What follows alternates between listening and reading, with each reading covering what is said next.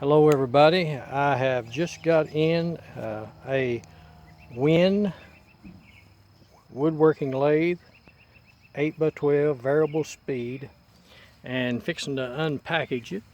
I think this is the same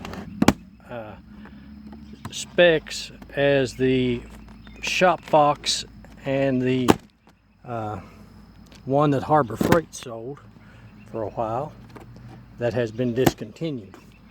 Seems like the specifications are the same. It is a variable speed, and I think it's the same 1/3 horsepower. It's not a very big lathe. It's of course, a small lathe, but I'm not looking to do big things with it. Turning pins and maybe turning some turkey calls and what have you, and hopefully it will be sufficient for that. But we're beginning to unpackage it. There's the owner's manual that came with it, and you begin to look at the packaging, and looks like it is packaged well, and has styrofoam